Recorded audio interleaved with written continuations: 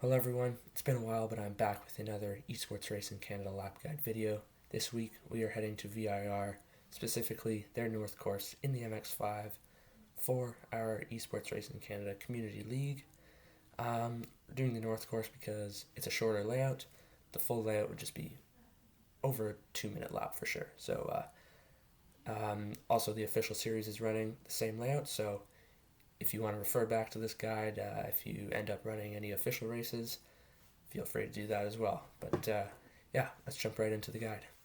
So heading into turn 1 here, you want to be braking just before the one board, hitting around 90-95% brakes, and then making sure you turn in, and you don't want to turn in too late, but there is some camber you can use, and you want to kind of just be clipping that first apex curbing there, and then getting back on throttle fairly early. It is kind of a deceiving corner, but it does open up a bit.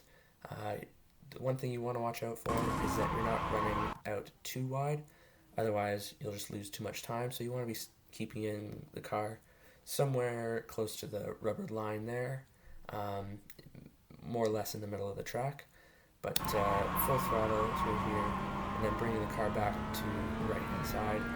This next corner is one of the trickier corners, well, in all of iRacing to be honest, but it can trick you a bit. You may want to clip that first gray concrete apex there, but you don't want to be doing that. You want to keep the car closer to the middle of the track, turning in later, and tracking out wider so you can open up the next corner even more.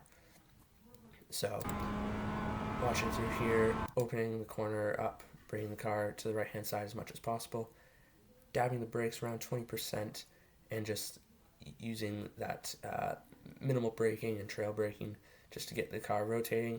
And as you can see here, in the lap, you actually get some oversteer, which is kind of a good thing because it shows that you're getting the brakes to rotate the car instead of just the steering. But yeah, keeping minimal brakes through there, just enough to get the car rotating, and going over the curb there, back on the throttle just before so you can get the front end lifted up a bit, and making sure you use all the exit curb here without going onto the grass. So if you're doing that, you took the right line. Into the next corner, it is a compound corner, so you want to be thinking ahead before going into the braking zone. So it's a left-hand corner, then a double right, and then it goes into a straightaway. So braking just after the grass starts, hitting around 75% brakes, and trailing all the way to the apex here. Similar to the corner before, you want to be back on throttle before you get to the apex curbing, so you can get the front end lifted up a bit, just to take out some of the impact. You kind of want to keep the car closer to the middle of the track rather than out further to the right. That then allows you to take the next corner flat out instead of having to lift. So making sure you don't get too much understeer, pushing you wide on the corner exit. Then coming into this next section, just a little lift, otherwise you will get some oversteer. This corner is kind of tricky, it can be a little off camber, so just being light with the steering, letting the car kind of dance through the entire way, and just letting the car and the wheel do what it wants to do. Flat out through this next section, not trying to force the car too much, just let it roll over the curbs, and you will be able to take it flat out through there. This next corner is kind of tricky because there are almost zero references to use as a braking marker. So what we used for this corner was the white line on the left hand side here. As you can see, it kind of curves to the left, so we're braking just as it reaches its peak point, where it starts to kind of straighten out. So as you can see, we're braking here, hitting around 85-90% brakes, and as we get closer to the apex, just trailing off. It is an uphill corner, so you do get a compression just before this, so dropping the brakes fairly quickly as you get an increase in the grip. And back on power fairly early, but because it is uphill, it will eventually flatten out and go downhill a bit here, so there is a crest which you have to watch out for. So just being careful on your throttle application over that crest there. This next section is fairly tricky because all the corners are connected. You want to make sure you aren't turning in too early or too late, and you want to be clipping each of the apexes perfectly. So turning in for this corner just before the grass starts,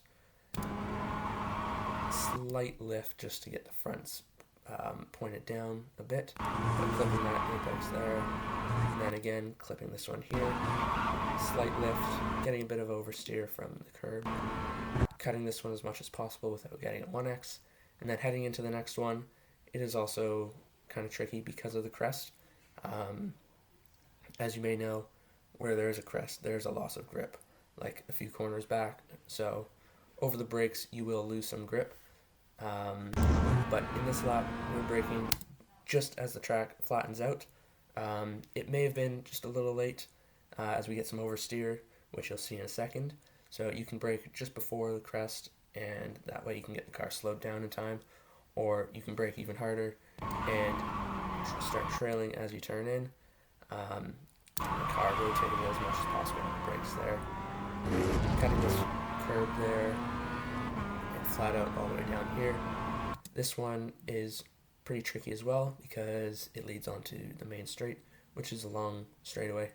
You want to be cutting this curb as much as possible, making sure you're opening up the next one as well. As you go over this curb, once the car is on a level base, you can release the throttle onto the brakes, turn in, get the car rotating, and then back on throttle as you hit the curb, and flat out all the way down here, running out wide as needed, and flat out to the line. So that concludes this week's lap guide video. If you have any questions, feel free to ask any of the coaches in the chat. We're here to help. Look forward to seeing you in the race.